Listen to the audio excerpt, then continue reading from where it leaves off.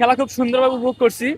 তিনটা গোল হয়েছে, দুইটা ভিনি দিছে। আশা ছিল ভিনি হ্যাটট্রিকটা করুক, কিন্তু পরে করতে পারেনি, ব্যাড লাক। তবে নেইমারের প্রত্যর্পণটা খুব ভালো লাগছে, খুব ভালো একটা অনুভূতি। আমরা পরপর দুইটা ম্যাচে তিনটা গোল হইলো।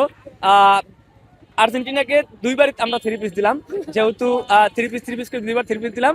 এটা খুব ব্যক্তিগত ভালো লাগছে। আজকের ম্যাচটা যেটাই খুব প্রেশার ফিল লাগছে।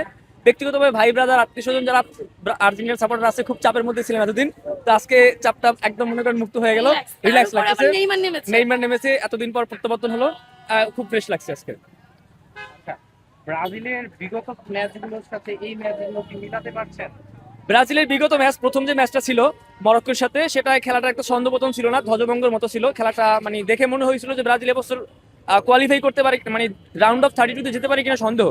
ডে বাই ডে একটা ম্যাচ যাচ্ছে এবং খেলা ইমপ্রুভ হচ্ছে। আজকে অসাধারণ খেলছে, যেটা দিয়ে আমরা আশা করতে পারি ইনশাল্লাহ আমরা মিশন হেক্সা কমপ্লিট করবো। আচ্ছা, ব্রাজিল তো দ্বিতীয় রাউন্ডে উঠে গেল, সামনে ম্যাচ সম্ভবত নেই জাপানের সাথে। হ্যাঁ, তো জাপানকে কেমন দেখছেন ব্রাজিলের কাছে? এক্স্যাক্টলি। জাপান খুব হট ফেভারিট বছর। নেদারল্যান্ডের মতো একটা হট ফেভারিট টিমকে প্রথম দিনই জাপান ড্র করে দিল।